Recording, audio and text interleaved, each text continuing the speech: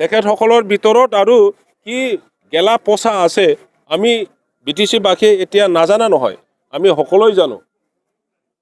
কোনো মিলজুল নাই সিহঁতৰ মাজত। ইয়াৰ কাৰণে সেই ইলেকশ্যনত JSP হীৰা চৰণীয়াই যদি মিত্ৰতা স্পিৰিটটো যদি ৰাখিব লাগে, তেখেতসকলৰ যিটো 4টা পলিটিকেল গ্ৰুপ আছে ইয়াৰ কমন কেণ্ডিডেটহে হ'ব লাগিছিল। কিন্তু হীৰা চৰণীয়াই ইতিমধ্যে ডিক্লেয়াৰ কৰিছে এই মিত্ৰতাৰ কথা নামানে, নিজাববীয়াকৈ ইলেকশ্যন খেলিব বুলি ডিক্লেয়াৰ কৰিছে। গতিকে ইয়াৰ মিত্ৰতাৰ যিটো স্পিৰিট অলৰেডি ভাঙি গৈছে। এটা পাৰ্টিয়ে পলিটিকেল পাৰ্টিয়ে যেতিয়া মিত্ৰতা এৰি যায় তেতিয়াহ'লে এতিয়া আমি দেখিবলৈ পাইছোঁ ইয়াত UPPL আৰু BJP এই দুটা পাৰ্টিহে আছে। UPPL কোনেও ভোট নিদিয়ে। আজিৰ দিনত মই বড়ো ল'ৰা, বড়ো মানুহ হৈ পেলাই মই ক'ব পাৰোঁ, আপোনালোকে বড়ো ল'ৰা আছে ইয়াত, আপোনালোকেও ক'ব পাৰে 70 to 75% বড়ো মানুহে BPF ভোট দিবৰ কাৰণে এতিয়া সাজু হৈ আছে।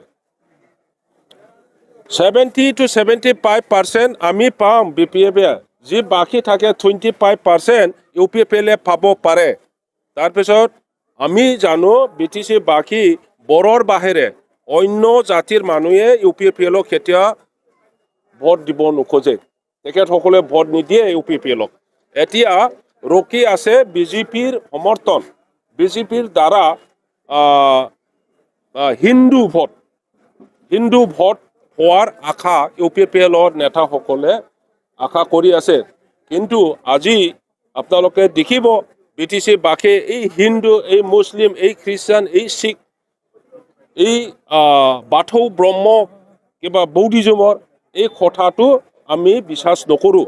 BTC-ত আমি বিশ্বাস কৰোঁ প্ৰত্যেক জাতি গোষ্ঠী ধৰ্মাৱলম্বী ৰাজনৈতিকভাৱে সামাজিকভাৱে একত্ৰিত হোৱাটোহে বিচাৰে। জাতি লৈ পেলাই বিভাজন, ধৰ্ম লৈ পেলাই বিভাজনটো BTC-বাসীয়ে কেতিয়াও নিবিচাৰে।